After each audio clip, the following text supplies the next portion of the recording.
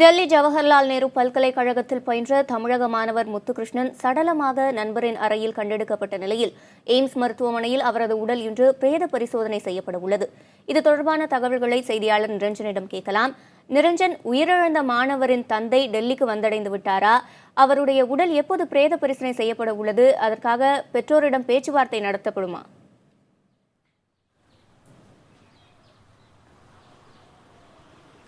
சிவரஞ்சனி, தற்பொழுதுதான் முத்துகிருஷ்ணனின் தந்தை ஜீவானந்தம் தற்பொழுது டெல்லி எய்ம்ஸ் மருத்துவமனையில் உள்ள அந்த பிணவறைக்கு தற்பொழுது வந்து அவரது மகனின் அந்த உடலை பார்த்து கண்ணீர் மல்க கதறி இருக்கின்றார். அவரது நண்பர்கள் கிட்டத்தட்ட 50க்கும் மேற்பட்டோரும் தற்பொழுது இங்கு குழுமி இருக்கின்றார்கள்.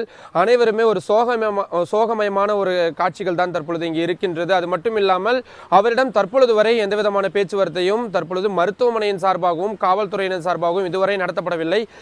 காவல்துறையினரிடம் வந்து இந்த சம்பவம் குறித்து விரிவாக விளக்கப்படும். அதற்கு பிறகு அவருக்கு ஒப்புதல் சரி, நாங்கள் இந்த பிரேத பரிசோதனைக்கு ஒத்துக்கொள்கிறோம் என்று அவர் கையொப்பமிட்ட பிறகுதான் இந்த பிரேத பரிசோதனையானது நடத்தப்படும். தற்பொழுது அவரது உடலானது அந்த பிணவரையில் தான் தற்பொழுது வைக்கப்பட்டிருக்கின்றது. ஆனால் மருத்துவர்கள் அனைவரும் தயாராக இருக்கின்றார்கள். இனி மேற்கொண்டு இந்த பிரேத பரிசோதனை எப்பொழுது நடத்துவது உள்ளிட்ட அனைத்து விவகாரங்களும் ஜீவானந்தம், அதாவது முத்துகிருஷ்ணனின் தந்தை தான் முடிவு செய்வார். அவருடன் சில உறவினர்களும் தற்பொழுது வந்திருக்கின்றார்கள்.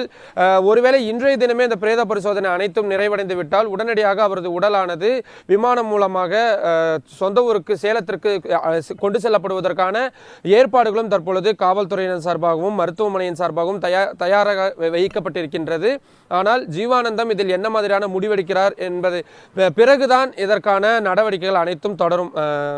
சிவரஞ்சனி, நிரஞ்சன், அந்த மாணவருடைய குடும்பத்தினர் மாணவர் தற்கொலை செய்து கொள்ளும் அளவிற்கு கோழை கிடையாது என்று தொடர்ந்து சொல்லி வந்திருந்தார்கள். அது சம்பந்தமாக ஏதேனும் விசாரணை நடத்தப்படுமா?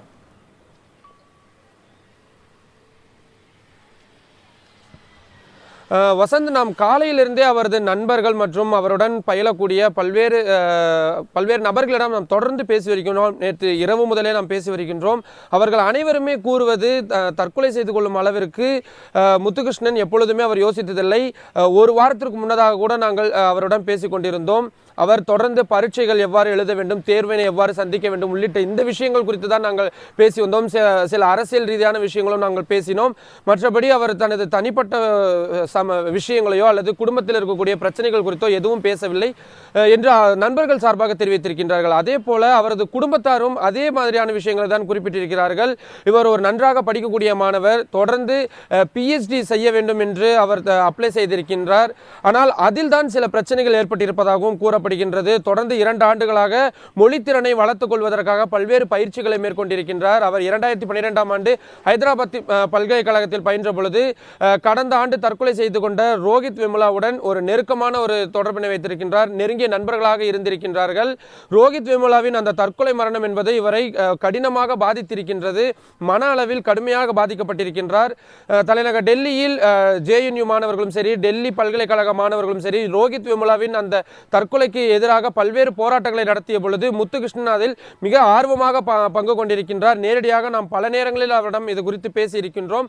அவர் சில நேரங்களில் இந்த JNU பல்கலைக்கழகத்தில் இந்த டிஸ்கிரிமினேஷன்ஸ் இருப்பதாகத்தான் குறிப்பிட்டிருக்கின்றார்கள். நிறைய மாணவர்கள் அதை ஒத்துக்கொண்டிருக்கின்றார்கள். ஆனால் ஒரு மாணவரை தற்கொலை செய்து கொள்ளும் அளவிற்கு தூண்டியிருக்குமா என்பதுதான் தற்பொழுது கேள்விக்குறியாக இருக்கின்றது. அவரது முகநூல் பதிவு வைத்தும் தற்பொழுது டெல்லி காவல்துறையினர் அந்த விசாரணை வளையத்தை விரிவுபடுத்தவிருக்கின்றார்கள். சரியாக 10:30 மணி அளவில் டெல்லி சவுத் ஜோனின் DCP-யாக இருக்கக்கூடியவர் தற்பொழுது பத்திரிகையாளர்களை சந்தித்து இந்த JNU மாணவர் தற்கொலை விவகாரம் தொடர்பான சில முக்கியமான அறிவிப்புகளையும் குறிப்பிடவிருக்கின்றார்.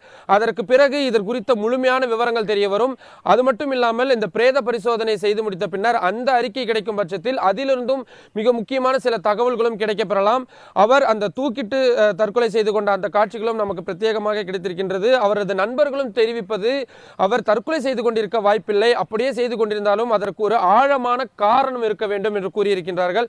அந்த காரணம் என்ன என்பது தொடர்பாகத்தான் இனி வருகின்ற நாட்களில் டெல்லி காவல்துறையினர் இந்த விரிவான விசாரணை நடத்தவிருக்கின்றார்கள். JNU பல்கலைக்கழகமும் இதில் சில முக்கியமான ஒரு முடிவுகளை எடுக்கும் என்று எதிர்பார்க்கப்படுகிறது. வசந்த்.